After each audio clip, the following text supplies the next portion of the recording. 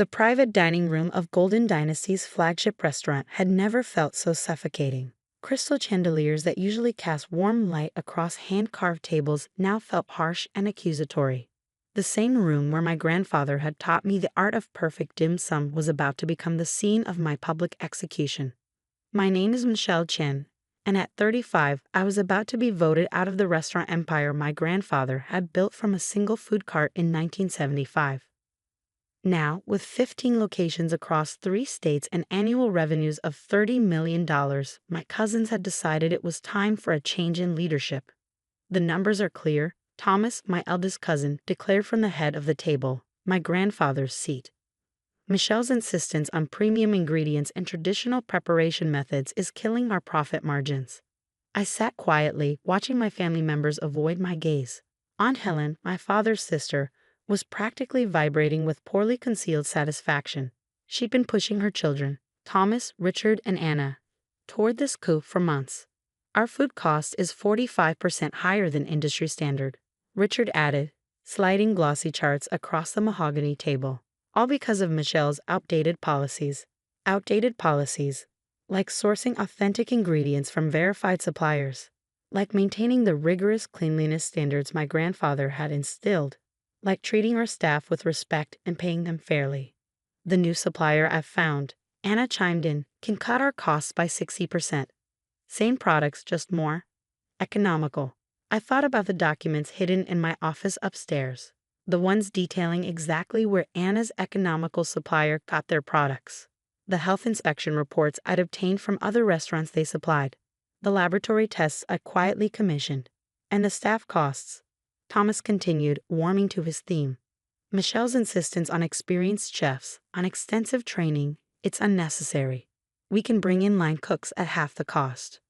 Aunt Helen nodded approvingly. It's time to modernize. Your grandfather was a great man, Michelle, but his methods belong in the past. My grandfather, the man who taught me that a restaurant was more than just a business.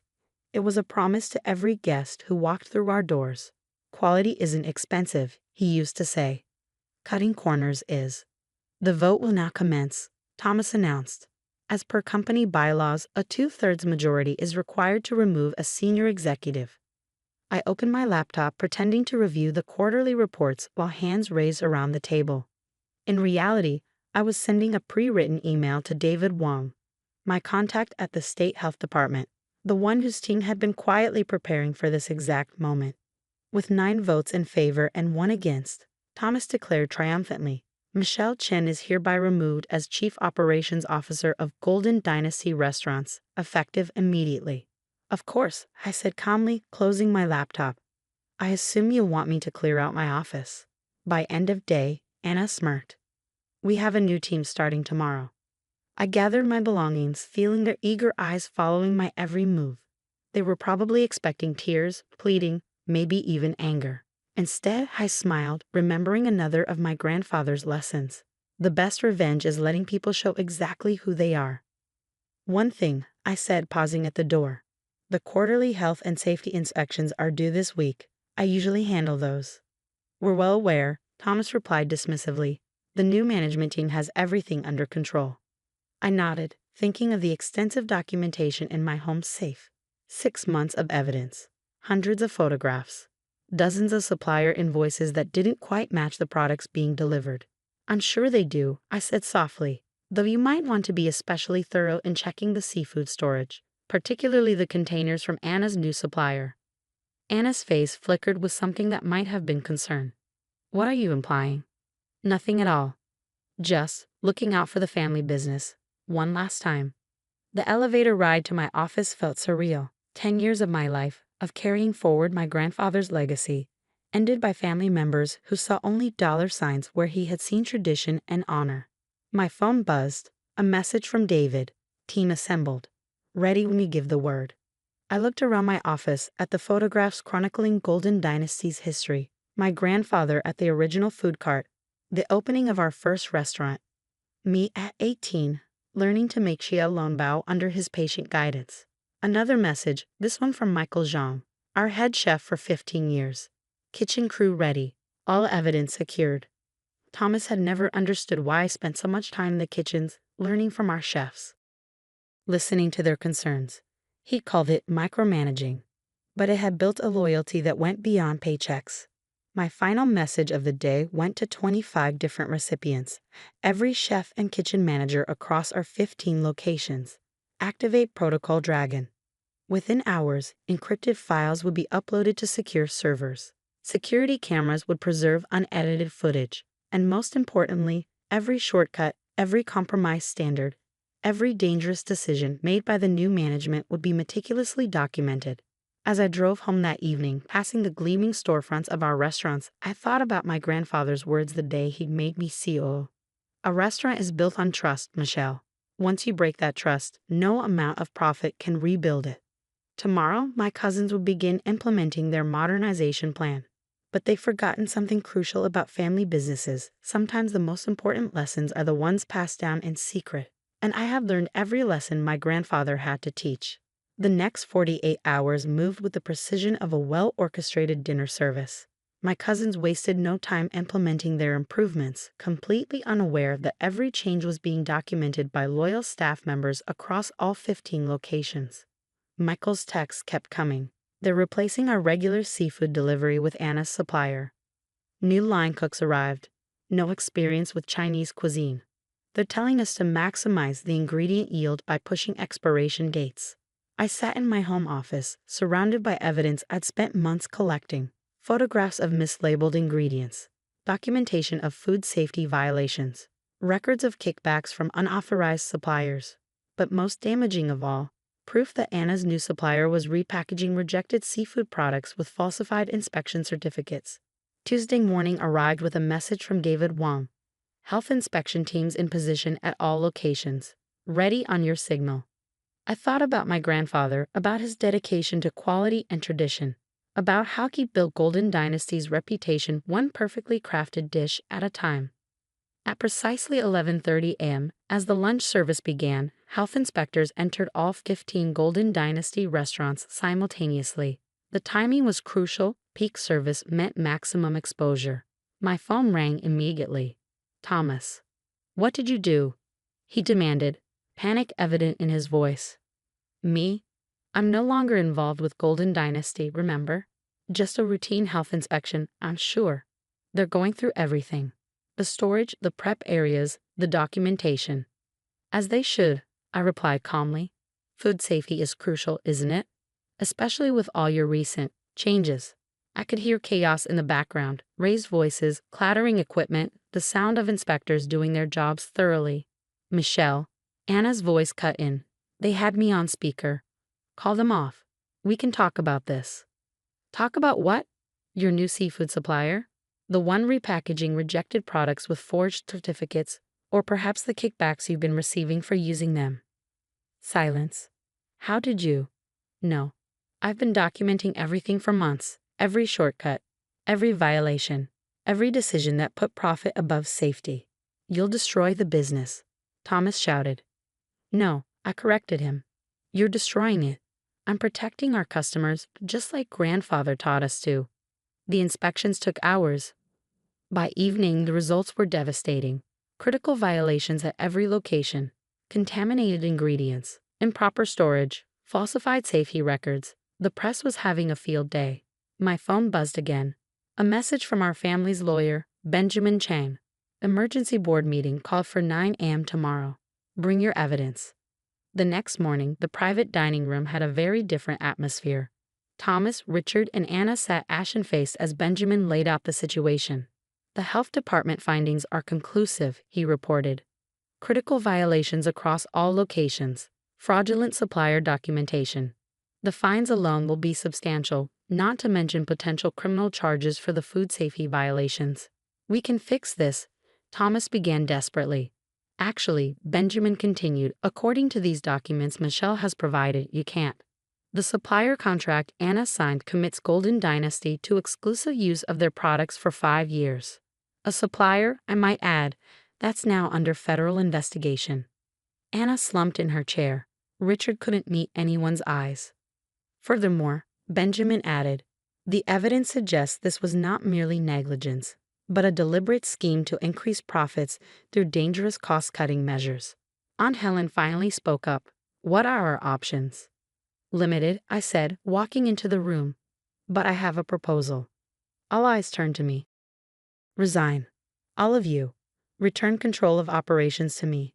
I'll implement an immediate corrective action plan. One that's already been approved by the health department. And if we refuse, Thomas challenged weakly. I opened my laptop, displaying emails, photos, supplier records. Then every document I have goes to the health department, the FDA, and the press. Your choice. The resignations were signed within the hour. As they filed out, Aunt Helen paused. Your grandfather would be disappointed, she said bitterly. No, I replied. He'd be disappointed that you forgot his most important lesson. A restaurant's reputation is built on trust, not profit margins. The next few months were intense. I worked with David and his team to implement new safety protocols across all locations. Michael and our experienced chefs trained new staff properly. Every supplier was vetted, every process documented. Most importantly, we returned to my grandfather's standards: quality ingredients, traditional preparation methods, respect for our craft and our customers. The press coverage gradually shifted from scandal to redemption. Golden Dynasty returns to its roots, raid one headline. Family restaurant chain recommits to quality, said another. 6 months later, I stood in the kitchen of our flagship location, watching Michael train a new chef in the art of dim sum preparation. Just like your grandfather taught, he said, smiling.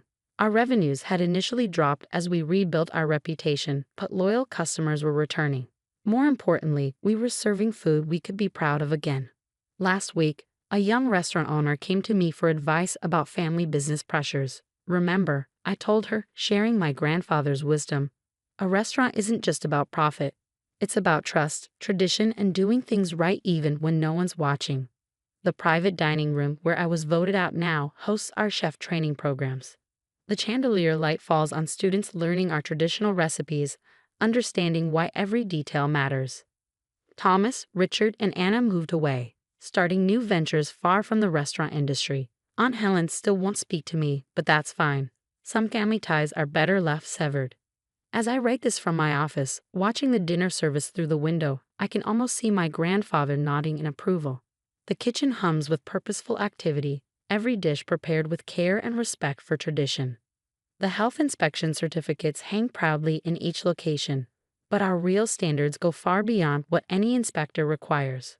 Because as my grandfather always said, when you serve food, you're not just feeding bodies, you're nurturing trust. Golden Dynasty continues to grow, but now it grows right, one perfectly prepared dish at a time, one satisfied customer at a time, one honored tradition at a time. And in the end, that's the greatest profit of all, knowing that we've stayed true to the legacy of quality and integrity that my grandfather built, one food cart at a time. Every morning, before the restaurants open, I walk through the kitchens just like he used to do, checking standards, greeting staff, ensuring everything meets the level of excellence he taught me to maintain. Because sometimes protecting a legacy means being willing to risk everything to preserve what matters most. In our case, it wasn't just about food.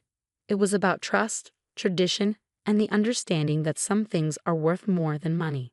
The restaurants are full again, but now with customers who know they can trust every dish that leaves our kitchens.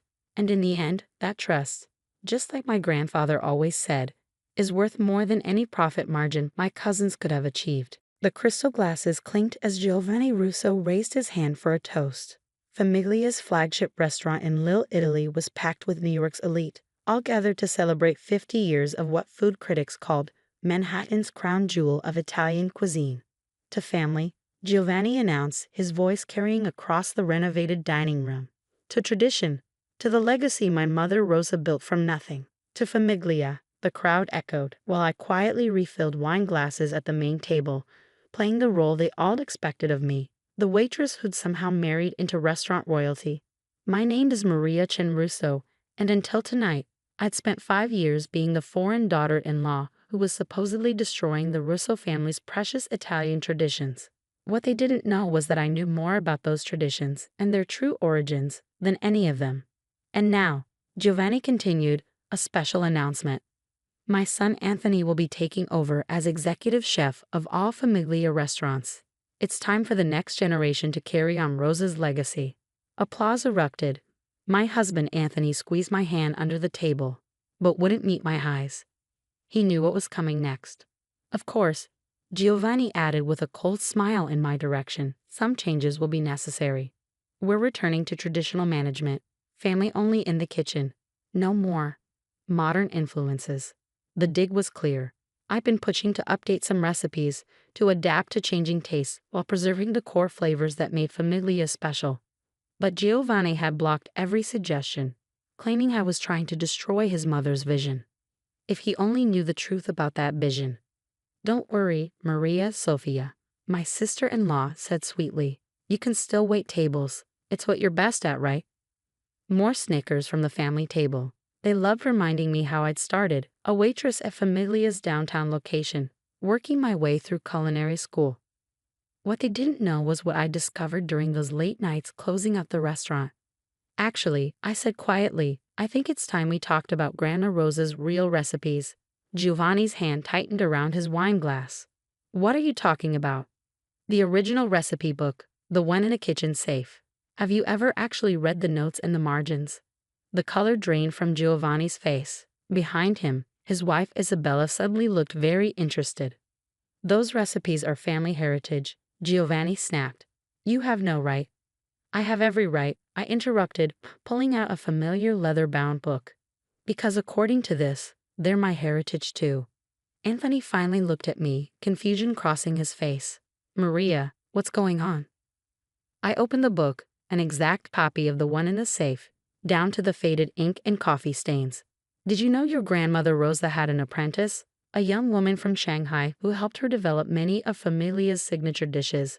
Impossible? Sofia scoffed. Nonna Rosa would never. Lin Wei, I said clearly, my grandmother. The silence that fell over the table was absolute. Even the nearby guests stopped talking, sensing the tension. You're lying, Giovanni finally managed. Am I? Check the original book. Look at the notes in Chinese characters next to each recipe. The modifications that made Rosa's good Italian food into extraordinary fusion cuisine. The secret ingredients that none of you could ever quite figure out. I turned to a specific page, like the special sauce for the veal scallopini, the one food critics rave about. Did you never wonder why it has 5-spice powder, or why the tiramisu has a hint of oolong tea? Isabella gasped softly. She was the current head chef, the one who'd struggled for years to perfectly replicate Rosa's recipes. My grandmother Lin Wei worked with Rosa for 10 years, I continued. They weren't just colleagues, they were partners. They created these recipes together, combining Italian tradition with Chinese techniques. But when Lin Wei died suddenly, Rosa promised to protect her legacy and her share of the business.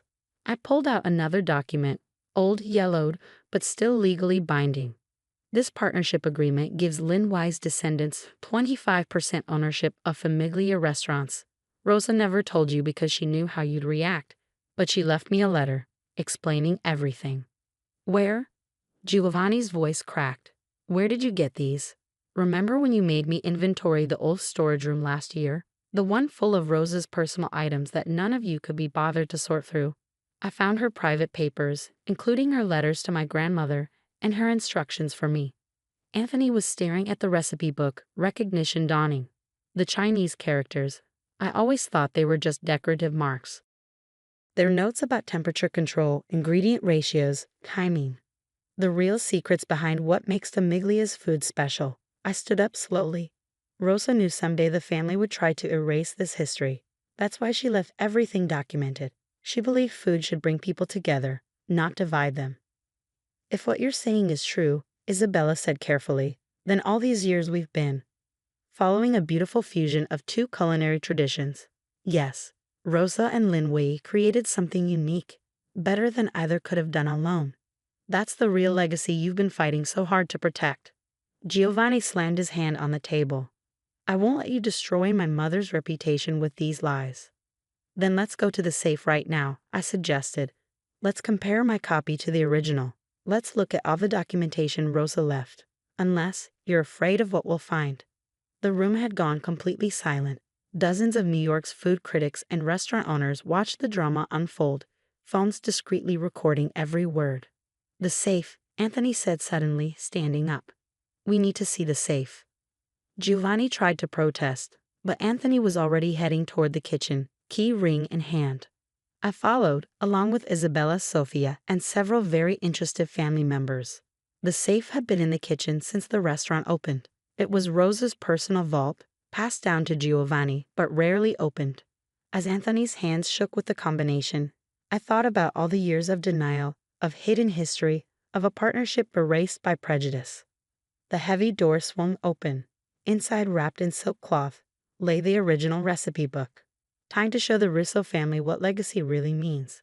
The Famiglia kitchen fell silent as Anthony opened the old recipe book. The leather cover crackled, releasing the scent of aged paper and dried herbs. Giovanni stood rigid, while Isabella leaned forward, her chef's eyes scanning the yellowed pages. "My God," Isabella whispered. "The Chinese characters. They're everywhere. And these notes in Rosa's handwriting." I pointed to a specific page. "Look at the date, 1972. The year Famiglia opened. See how the recipe evolved. The Italian base with Chinese techniques layered in. Both sets of handwriting working together." Anthony turned the pages slowly, realization dawning. These aren't just notes. They're conversations. Rosa and Lin Wei were collaborating. "More than collaborating," I said softly. "Read the margin on the ossobuco recipe." Isabella translated the Italian script. "Lin's 5-spice blend makes everything better. We're not just business partners anymore. We're sisters in the kitchen." This was Rosa's handwriting. Giovanni grabbed the book. "This proves nothing. So my mother had help from some Chinese cook. That doesn't make you." "Turn to the last page," I interrupted. He did, and a document slipped out. The original partnership agreement, dated 1972, signed by both Rosa Russo and Lin Wei. But it was the letter behind it that made Giovanni's hands shake. "My dearest Maria, if you're reading this, you finally found the truth I've protected for so long. Lin Wei wasn't just my business partner. She was the heart of Famiglia. Her genius with spices and techniques made our good food extraordinary. When she died so young, I promised to protect her share for her family. I knew my son Giovanni would never accept a Chinese woman as co-founder, so I kept the truth hidden. But I've watched you working in our restaurant, seeing how you combine both traditions with the same passion Lin had. The partnership agreement is still valid. Lin's 25% share belongs to you now. Use it wisely. Remember, the best recipes, like the best families, aren't pure anything. They're beautiful combinations. With love, Rosa Russo." The silence in the kitchen was deafening. Then Isabella spoke up. "The oolong tea and the tiramisu. I could never figure out why Rosa insisted on it. And the 5-spice in all our base sauces. My grandmother's touches," I explained. "She believed small changes could make familiar dishes extraordinary." Rosa agreed. "All these years," Anthony said quietly, "we've been profiting from Lin Wei's work without acknowledging her." "Or her family," Sophia added, looking at me differently now. Giovanni wasn't done fighting. "This changes nothing. I'm still majority owner. I'll never let you." Actually, a new voice cut in. "It changes everything." We all turned to see Marco Romano, our restaurant group's lawyer, standing in the doorway. He'd followed us into the kitchen. "That partnership agreement is legally binding," Marco explained. "And according to New York business law, deliberately concealing a founding partner's ownership stake is fraud. The statute of limitations doesn't apply because the fraud was ongoing." "What are you saying?" Giovanni demanded. "I'm saying that Ms. Chen Russo could sue for back payments on all profits from her grandmother's share. 25 years of earnings from 6 restaurants." Marco adjusted his glasses. "Plus punitive damages for the deliberate concealment." The color drained from Giovanni's face. "But that's not what I want," I said quietly.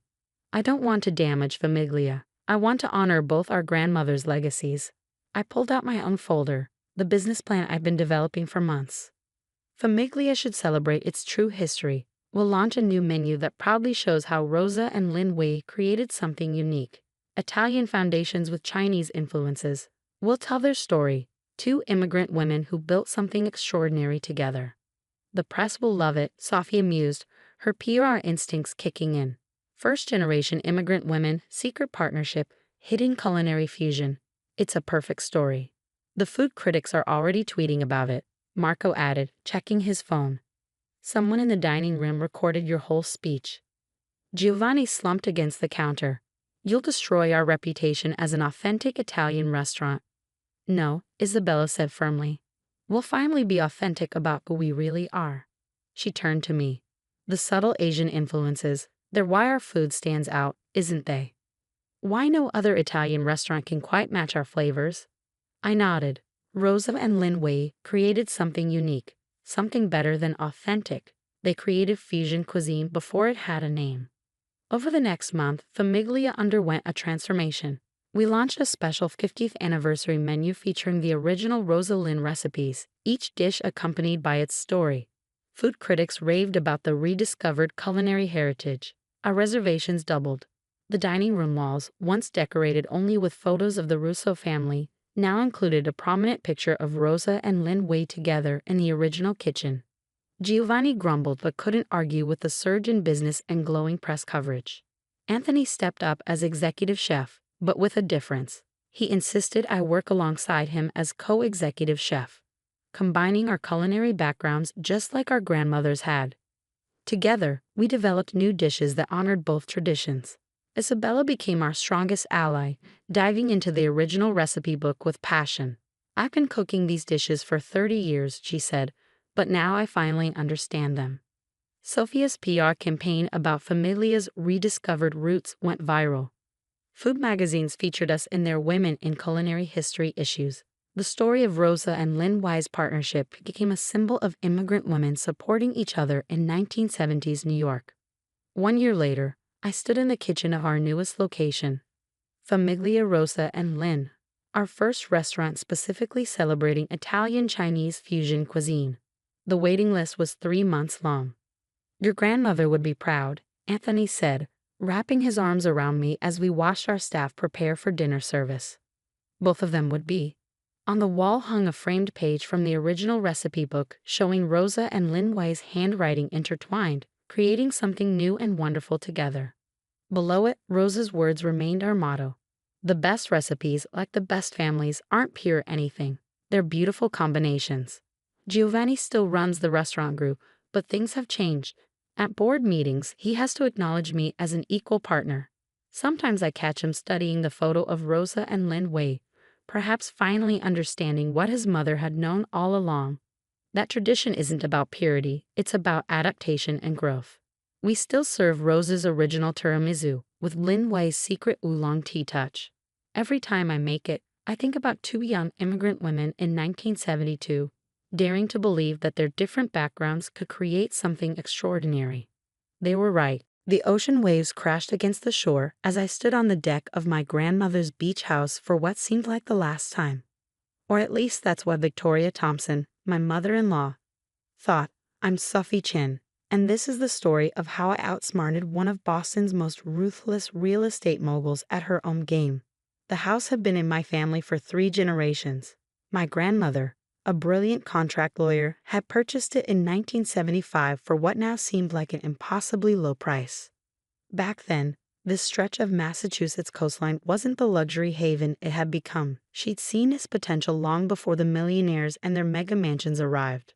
Remember Sophie, she used to tell me during our summer visits in law and in life, the devil is always in the details.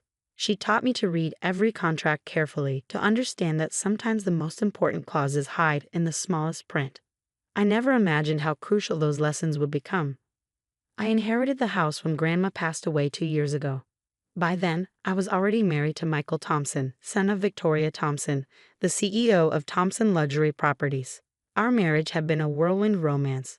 Me, a commercial property lawyer, him the charming heir to one of Boston's largest real estate empires. Victoria had opposed our marriage from the start. Old money doesn't mix with new, she'd sniffed during our first meeting, eyeing my simple outfit with barely concealed disdain. She never let me forget that I'd grown up in a middle-class family, that my parents were teachers who'd sacrificed everything to put me through law school. But it wasn't until I inherited the beach house that her true colors showed. The property, now worth over $12 million thanks to the area's development, had become her obsession. It was the only piece of prime beachfront her company didn't own in their planned luxury resort development. Think about your future with Michael, she'd say, her voice dripping with false concern. This house is holding back the whole family's prospects. She'd offered to buy it, of course, at less than half its market value. When I refused, the pressure began. First came the accidental construction damage from Thompson Properties' nearby projects. Mysterious cracks in the foundation, broken windows from stray debris. Then the tax assessments. Suddenly, my property was being valued at nearly double its actual worth, making the taxes almost impossible to afford on my lawyer's salary. I knew Victoria had friends in the city offices, but proving it was another matter. Michael, caught between his wife and his mother, tried to play peacemaker.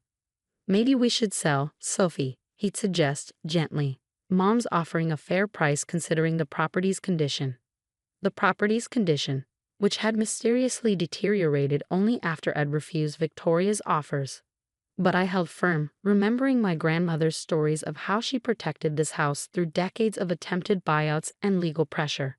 The house wasn't just property. It was a symbol of everything she'd achieved as a woman in law when female lawyers were rare. She trusted me to protect it. Then came the night that changed everything. Victoria invited us to dinner at her mansion in Beacon Hill. A family reconciliation, she called it. I knew better, but Michael insisted we go. The dining room was intimidating, all dark wood and crystal chandeliers. Victoria sat at the head of the table like a queen holding court, her silver hair perfectly styled, diamonds glittering at her throat. Sophie, darling, she began, gesturing for her lawyer to hand her a folder. I think it's time we resolve this unfortunate situation. She slid the property deed across the table. Sign it over to Thompson Properties and all our problems disappear. $5 million in cash, plus a guaranteed position as junior counsel at our firm. I looked at the deed, then at Michael, who suddenly seemed very interested in his wine glass. And if I refuse? Victoria's smile turned cold. Then I'm afraid things will become very unpleasant. The city is investigating structural concerns about your property. Environmental issues. The place could be condemned. She leaned forward. And Michael?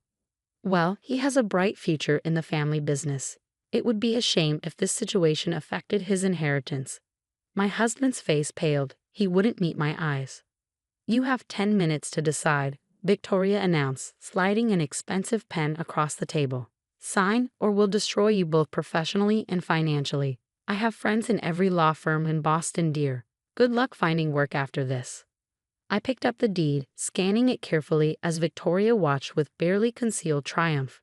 Page after page of legal language, transferred ownership, terms and conditions. Then I saw it. Page 7, subsection C, paragraph 4. My grandmother's secret weapon. Hidden in plain sight. I smiled and reached for the pen. Wait, Michael finally spoke up. Sophie, you don't have to. It's fine, I said calmly, signing my name with a flourish. Your mother wins. Victoria's laughter echoed through the dining room as she snatched up the deed. I knew you'd see reason eventually, though I must say, I expected more fight from you. If only she knew what was coming. The next few weeks passed in a blur. Victoria wasted no time announcing Thompson Properties' acquisition of the final beachfront parcel. Architectural plans were drawn up for a luxury resort. Michael grew increasingly distant, torn between guilt and relief. I waited. Victoria had scheduled a grand press conference to announce the resort development. Local media, investors, city officials, everyone who mattered in Boston real estate would be there.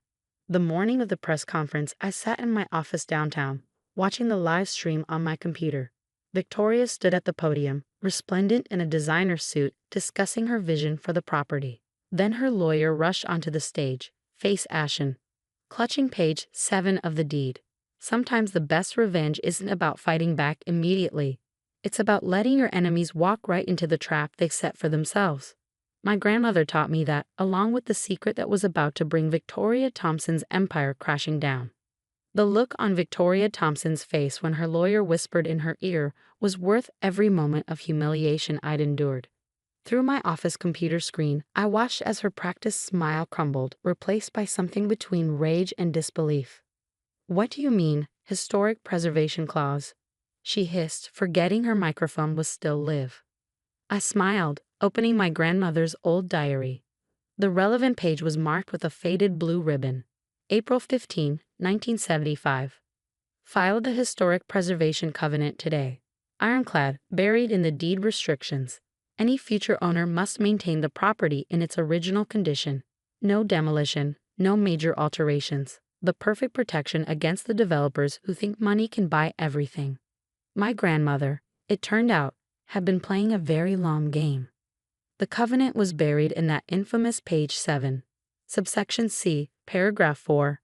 A legally binding historic preservation clause that ran with the land, not the owner. It didn't matter who owned the property, they couldn't tear it down or significantly alter it. The house had to remain essentially unchanged, protected by state historic preservation laws. Victoria's $100 million resort project was dead before it began. I gathered my things and headed to the press conference. After all, I had a front row seat. Victoria's team had invited me, probably hoping to see me squirm as she announced her triumph. When I walked into the hotel ballroom, chaos reigned. Victoria was huddled with her lawyers, her face thunderous. Investors were making angry phone calls. Reporters were already sniffing out the story. Thompson Properties' major resort project derailed by hidden deed restriction. You knew, Victoria snarled when she saw me. You knew about this the whole time. Of course I knew, I replied calmly. I'm a property lawyer, Victoria. Did you really think I wouldn't read every word of my own grandmother's deed? The grandmother who, by the way, was one of Boston's most respected real estate attorneys. This is ridiculous, she snapped. We'll challenge it in court. Historic preservation claims from the 1970s. Please. By all means, I smiled, opening my briefcase. Here's the original covenant filing, properly recorded with the Registry of Deeds. And here's the property's listing in the State Historic Register, dated 1976. Oh, and these are letters from 3 different preservation societies, all supporting the house's historic status. I laid the documents on the table one by one. My grandmother believed in thorough documentation. Victoria's lawyer was scanning the papers, his face growing increasingly pale. Mrs. Thompson, he said quietly, the covenant is ironclad. It was properly filed, properly recorded, and has been continuously enforced. Any challenge would be futile. Then we'll sell it. Victoria nearly shouted. We'll take a loss, but... About that, I interrupted. Subsection D restricts future sales. The property can only be sold to direct descendants of the original owner, my grandmother, or reverts to a historic preservation trust. I paused. I suppose I should thank you for saving me the trouble of explaining this to all your investors at once. The ballroom had gone silent. Everyone was watching our confrontation. Reporters, investors, city officials. Victoria's carefully cultivated image of business invincibility was crumbling by the second. Why, she whispered. Why let me go through with the purchase if you knew? Because you needed to learn that money doesn't always win. That all your connections and threats and manipulations can't overcome someone who knows the law and stands their ground. I gathered my documents. Oh, and because you forced my husband to choose between his inheritance and supporting his wife. How's that working out? Michael had just walked in, taking in the scene with wide eyes. He looked from his mother to me, realization dawning on his face. The house, he said slowly. You protected it. All this time, you were just protecting what your grandmother built. Victoria turned on him. Don't you dare take her side. After everything I've done, everything you've done. Michael's voice rose. You mean like threatening my wife's career? Damaging her property? Forcing me to choose between my marriage and my inheritance? He walked over to stand beside me. I choose my wife. Victoria sank into a chair, her empire of intimidation collapsing around her. The reporters would have a field day. Boston's biggest real estate mogul, outsmarted by the daughter-in-law she tried to destroy. In the weeks that followed, the story became a legend in Boston legal circles. Victoria's investors pulled out of Thompson Properties in droves, uncomfortable with her tactics once they came to light. The mysterious property damage stopped. The tax assessments returned to normal. Michael and I moved into the beach house. He's learning to surf, something he never dared do when his mother was controlling his life. We're talking about starting a family, raising our children in the same rooms where my grandmother taught me about justice and standing up for what's right. Victoria still won't speak to us, but her power over our lives is gone. Last week, she announced her retirement, citing health concerns. Thompson Properties is being restructured, with Michael as the new CEO, implementing more ethical business practices. As for me, I started my own law firm, specializing in protecting historic properties and small property owners from predatory developers. My grandmother's diary sits on my desk, a reminder that sometimes the best defense is built decades in advance by someone wise enough to see the future. The beach house stands proud on its stretch of sand, unchanged by time or greed. On quiet evenings when the sun sets over the water, I sit on the deck and read through my grandmother's old legal files, discovering new layers of her brilliance. Remember Sophie, she wrote in her last letter to me, the law is meant to protect what matters, not just property, but principles. Use it wisely, and it becomes a shield that no amount of money can break. Last month, a young lawyer came to me for advice. Her family's small restaurant was being threatened by a large developer. As I helped her find the legal tools to protect her heritage, I saw my grandmother's legacy living on. Michael joined me on the deck yesterday evening, watching the waves roll in. You know, he said, I never understood why this house meant so much to you until now. It's not just a building, it's a statement that some things aren't for sale. I leaned against him, smiling. Your mother taught me something too, I said. Sometimes when people show you who they are, the best response is to let them keep talking while you quietly read page 7. The house will outlast us all, protected by my grandmother's wisdom hidden in plain sight. Victoria learned the hard way that true power doesn't come from money or connections. It comes from understanding that justice, like the perfect legal clause, only needs patience and principle to prevail. Every morning, I walk along the beach, watching the sunrise paint the old house in shades of gold. Developers' plans come and go, but some foundations, like truth, love, and carefully written covenants, are built to last forever. And somewhere, I like to think my grandmother is smiling, knowing that her legacy lives on in both the house she protected and the granddaughter who learned to fight with wisdom instead of wealth. As for Victoria, they say she's writing a book about real estate development. I sent her a note suggesting she pay special attention to page 7 of her publishing contract. Some lessons, after all, take time to sink in. I'm Sofia Martinez, and this is the story of how my father's secret recipe book saved our family's legacy from the people who tried to steal it. The Golden Spoon restaurant chain had been my father's pride and joy. What started as a single-family restaurant in Chicago had grown into 30 locations across the Midwest, each one serving our signature dishes that had earned us features in Food and Wine and a loyal customer base spanning 3 generations. Dad had built the business on 3 principles: fresh ingredients, time-honored recipes, and treating employees like family. Even after we went corporate, even after the IPO that made us millions, he insisted on maintaining those standards. Every chef in every location had to be trained personally by him or me.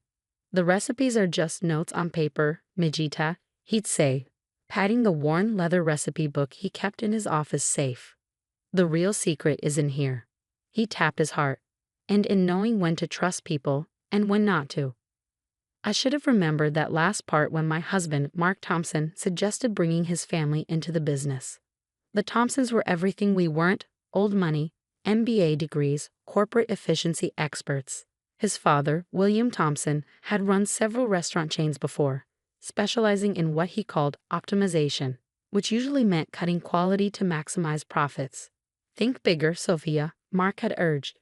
Your father's methods are quaint, but with modern management, we could triple our size in 2 years. Dad was diagnosed with aggressive pancreatic cancer 6 months after the Thompsons bought their first shares. He died 3 months later, leaving me as CEO and majority shareholder, or so I thought. What I didn't know was that Mark had been quietly convincing Dad to sign over shares to protect the business during his illness.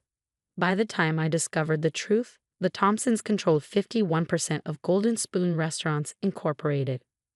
The shareholder meeting where they took control was a masterclass in corporate cruelty.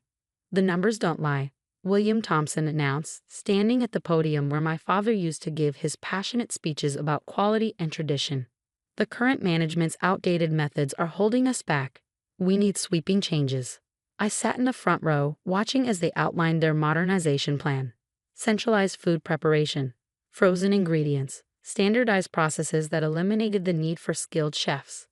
And finally, Mark said, not even looking at me, we'll be restructuring the executive team. Sophia's position is being eliminated, effective immediately. The vote was a formality. They had the numbers. Within an hour, I was clearing out my office, supervised by security as if I were a criminal. "Don't forget this," Mark said, tossing Dad's old recipe book onto my desk. "We won't be needing handwritten recipes anymore. Our food scientists have already reverse engineered everything." I hugged the leather-bound book to my chest, remembering all the times I'd watched Dad write in it, adding notes and adjustments to recipes that had been in our family for generations. What Mark didn't know, what even I hadn't known until recently, was that the book contained more than just recipes. 2 weeks before he died, Dad had called me to his hospital room. "The book, Mijita," he'd whispered, his voice weak but his eyes sharp. "Remember what I taught you about invisible ink?" When I was little, Dad used to send me on treasure hunts, writing clues in lemon juice that only became visible when heated. It was our special game. "The real recipes," he continued, "the secret techniques, they're hidden. You'll know when to look." I hadn't understood then. But now, sitting in my apartment with the recipe book, I remembered another thing Dad used to say: "Heat reveals the truth." That night, I carefully held each page over a light bulb. Slowly, Dad's hidden messages appeared. But they weren't just recipe secrets, they were something much more valuable. The next morning, I called Maria Chen, our longtime head chef who quit rather than work under the Thompsons' new regime. "Meet me at the old test kitchen," I told her. "Bring everyone who left. I think Dad left us a way to fight back." The test kitchen had been our first expansion location, now closed and up for sale. 20 former Golden Spoon employees gathered there, looking at me expectantly. "They think they bought my father's legacy," I told them. But they didn't read the fine print. I opened the recipe book to the first hidden message, now clearly visible. It wasn't just cooking instructions. It was a detailed plan for protecting everything that made Golden Spoon special. Dad had seen this coming. Maybe not the specifics, but he'd known someone might try to take what he'd built and turn it into something soulless. So he prepared. The visible recipes in the book, they were close to the originals, but missing crucial elements. The real secrets, the techniques, the spice combinations, the timing, were hidden in the invisible text. Without them, the food would be good, but not Golden Spoon good. But that wasn't all. Dad had done something else, something brilliantly simple. He'd registered the truly important parts of our recipes and techniques as separate intellectual property under a holding company in my name. "The corporation owns the Golden Spoon name," I explained to my assembled team. "But we own the heart of what made us special." Maria grinned, understanding dawning.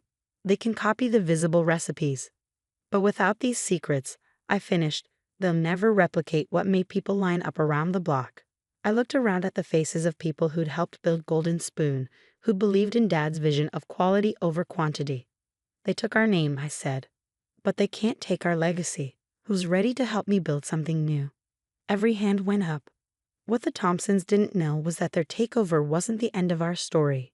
It was just the beginning of something they'd never see coming. 6 months after being forced out of Golden Spoon, I stood in front of a restored 1920s building in downtown Chicago, watching as workers installed our new sign, "Martinez Kitchen and Family." The location was perfect, just 3 blocks from the original Golden Spoon restaurant, which was now struggling under the Thompsons' modernized management.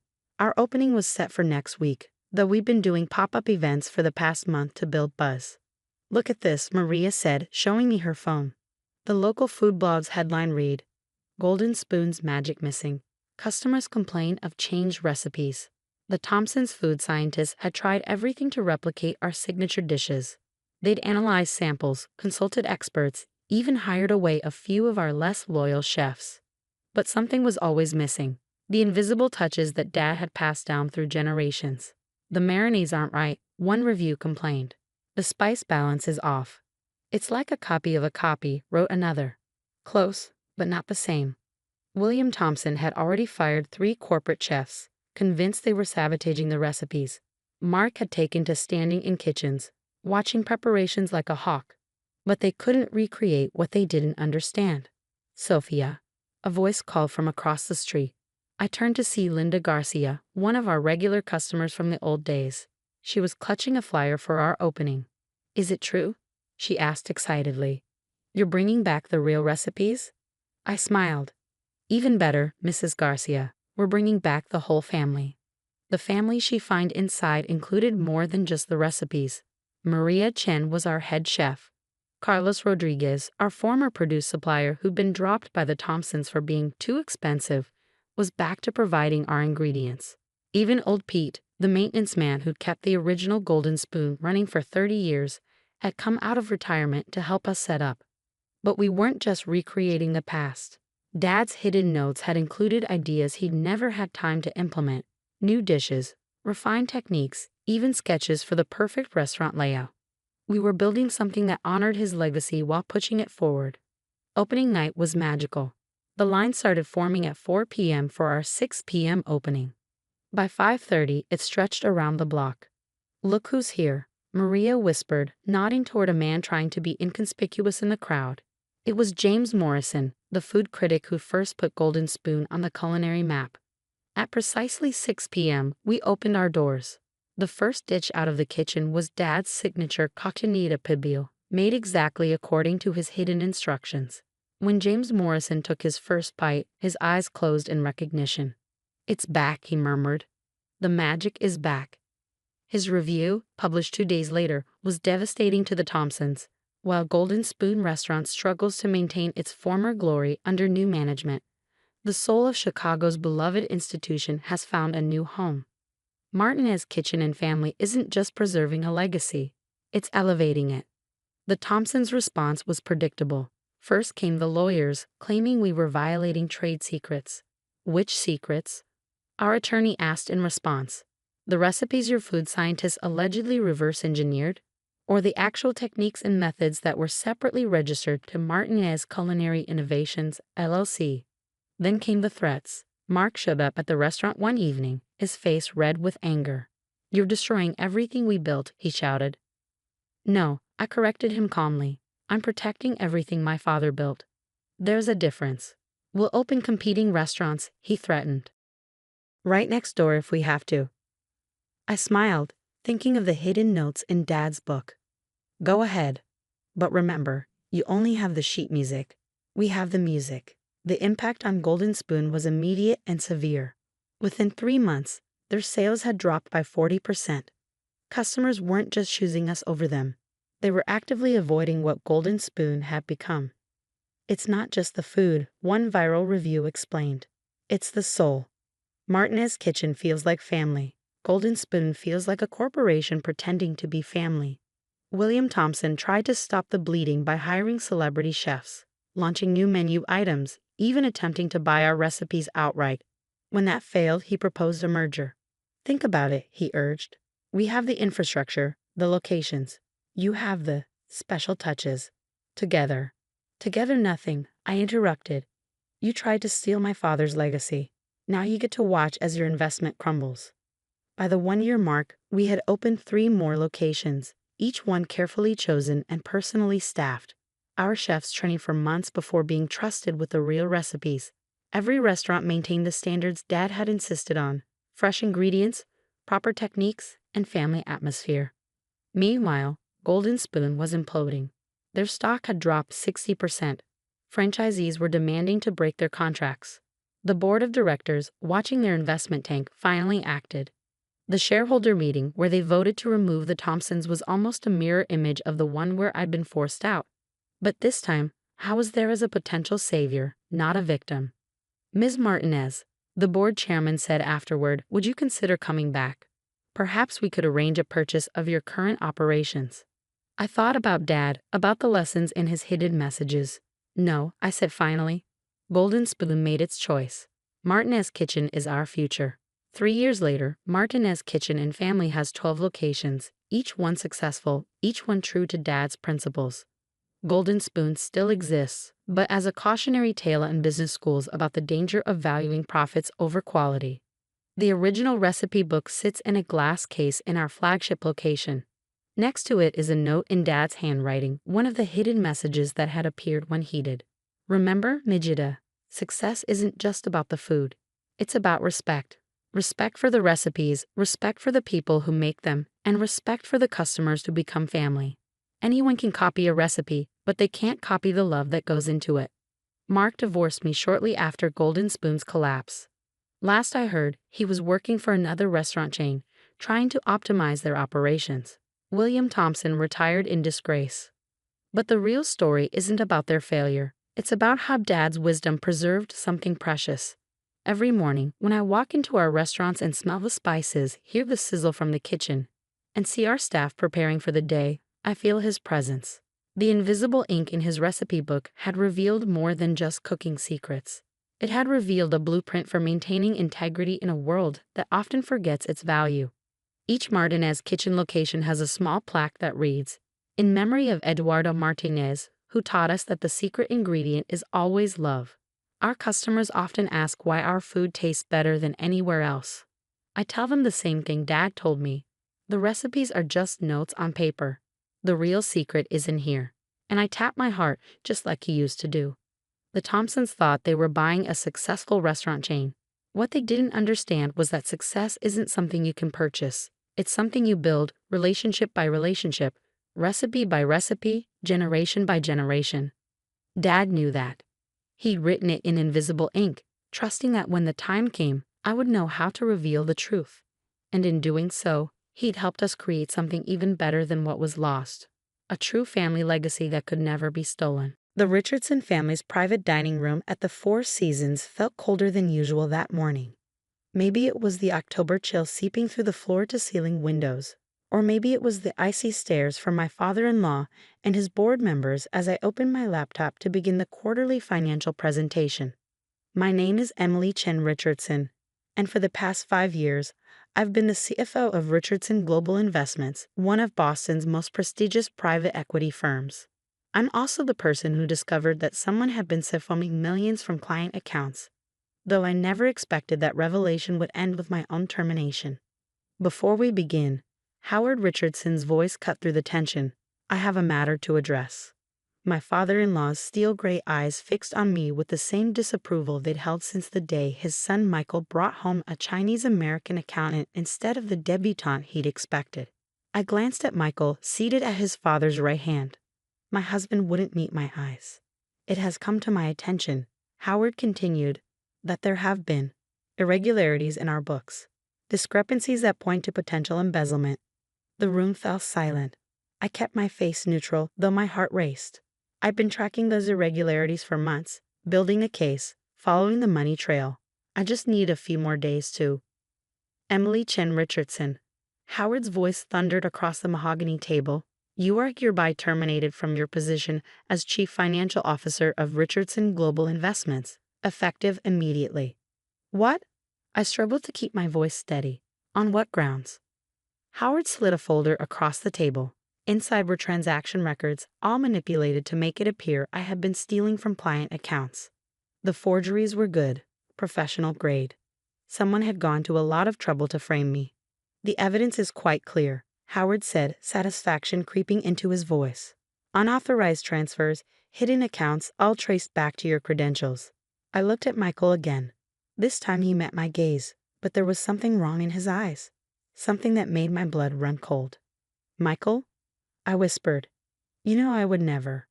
I'm sorry, Emily, he said, not sounding sorry at all. But the evidence, and with the baby coming, I can't risk.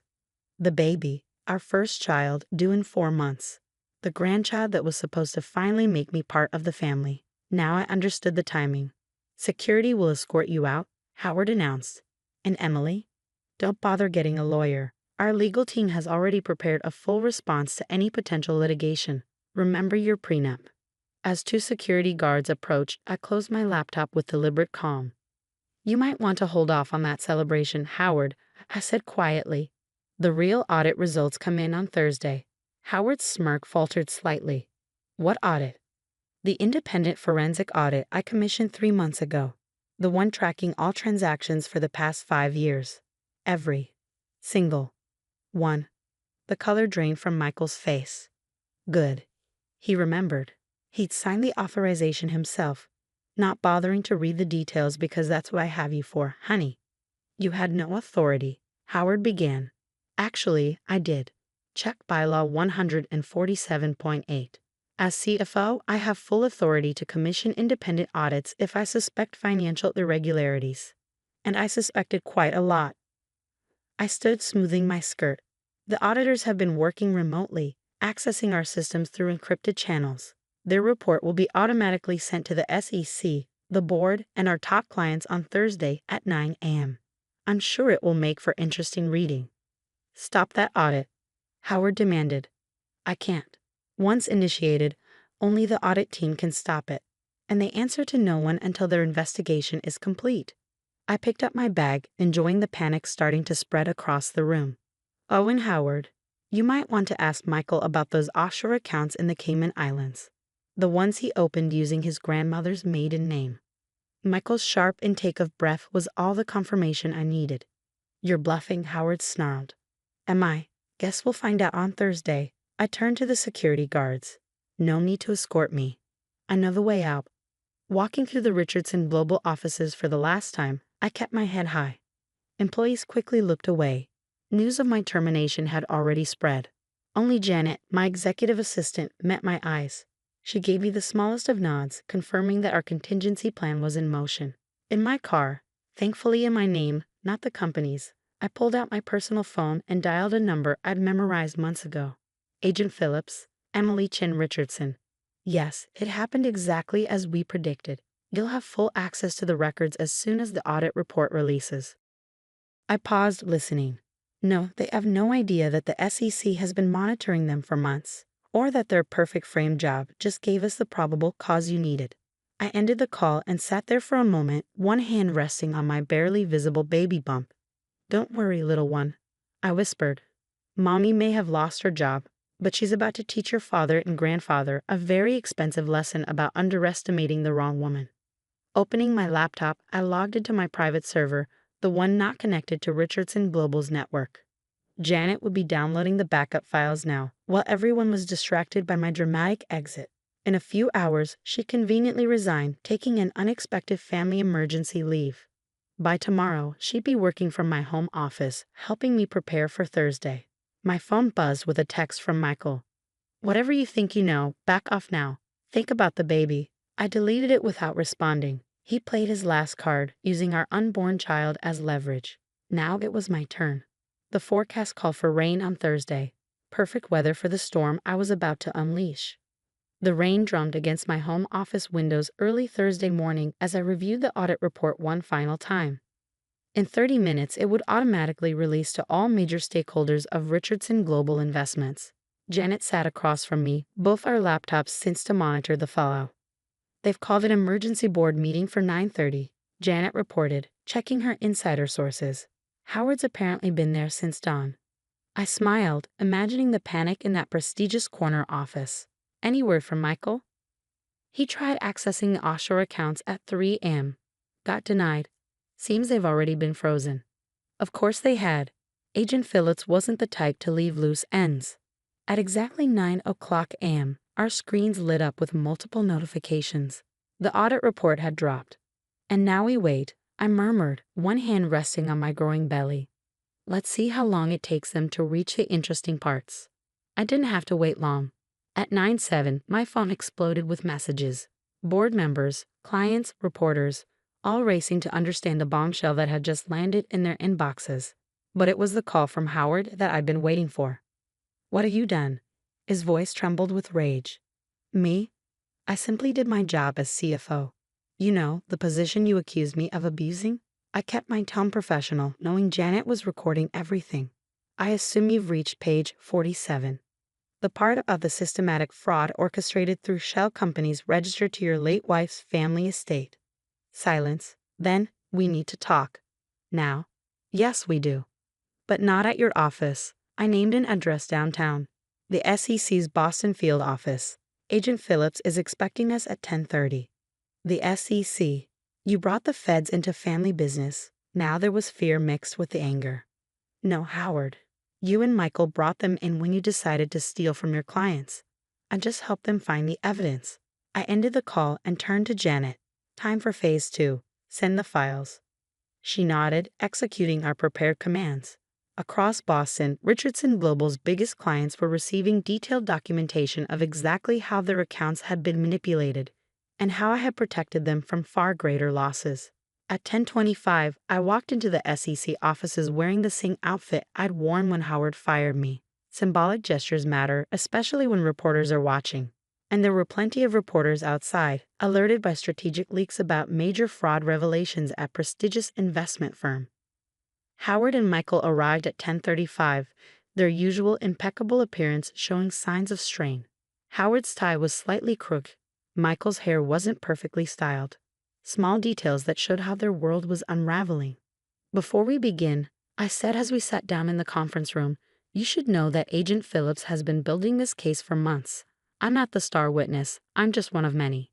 Many? Michael's voice cracked. What are you talking about? Did you really think Janet was the only employee loyal to me, or that your grandmother's maiden name was clever enough to hide those accounts? I turned to Howard. Or that Mrs. Peterson would keep quiet forever about helping you backdate documents. Mrs. Peterson, Howard's longtime executive assistant, had been the key. Once I showed her proof that her pension fund had been one of the accounts Howard drained, she told me everything. Emily, please. Michael tried a different approach. Think about our child. This scandal. It'll destroy the family name. Interesting. Now you care about our child? I pulled out a letter. This is from your lawyer, dated 2 months ago, preparing to contest paternity and custody. Found it in your desk while gathering evidence. Were you planning to accuse me of infidelity along with theft? His face told me everything. Agent Phillips entered with her team, armed with arrest warrants and enough evidence to freeze every Richardson Global account. But I wasn't done. You know what the saddest part is? I said, watching federal agents lead my husband away. I actually tried to warn you both. 3 months ago, I showed you the initial signs of fraud. You dismissed them, saying I was being paranoid and should focus on preparing for the baby instead. Howard, handcuffs glinting on his wrists, turned to me. Why did you dig so deep? You had a perfect life, wealth, status. Because it was my job. Because your clients trusted us with their life savings. And because I stood up, letting them see my baby bump clearly. I wanted my child to inherit a legacy of honesty, not fraud.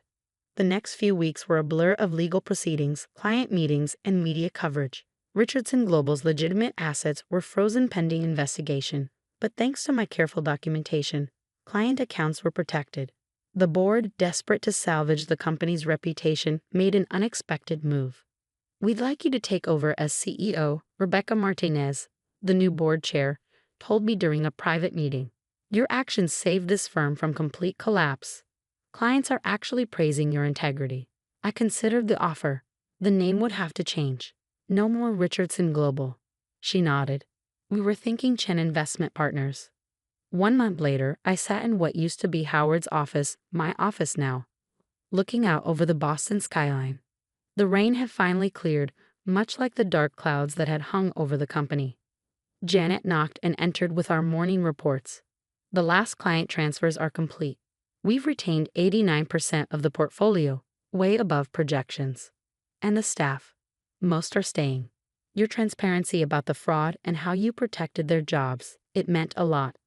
I nodded, reviewing the latest ultrasound photo on my desk. It was a girl. She'd never have to wonder if she disappointed her father or grandfather. They'd be in federal prison long past her college graduation. The press called it the perfect corporate takedown, but they missed the point. It wasn't about revenge. It was about doing what was right, even when it meant losing everything you thought you wanted.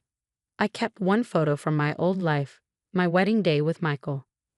It sits in my desk drawer as a reminder that sometimes the people closest to you can be the biggest threats to your integrity. But it also reminds me that standing up for what's right, even when it costs you everything, is worth it. The company thrived under its new name and leadership. We became known for our rigorous ethical standards and transparent operations. The industry that once whispered about the disgraced daughter-in-law now spoke of the washout of Wall Street. Michael wrote me one last letter from prison asking about our daughter. I replied with a copy of the company's new ethics policy, which requires all employees to sign a pledge. Integrity is not negotiable. As for Howard, he never reached out, but I heard he keeps a copy of the audit report in his cell, all 423 pages of it. Maybe he's finally taking the time to read the details he once dismissed as women's work. My daughter kicks as I finish signing the last document of the day, Our new family leave policy, the most generous in the industry. That's right, little one, I whisper. This is your legacy now, built on truth, not lies, on strength, not fear. The sun sets over Boston Harbor, painting the sky in shades of possibility. On my desk, next to the family policy, sits a framed quote from my grandmother. The strongest walls are built by those who were once told they didn't belong. I built something stronger than walls. I built a future where my daughter will never have to choose between family loyalty and doing what's right, where she'll know that her mother stood up against corruption, even when it wore the mask of family love. And maybe years from now, when she sits in this office, if she chooses to, she'll understand that true legacy isn't about preserving a family name. It's about preserving your integrity, no matter the cost.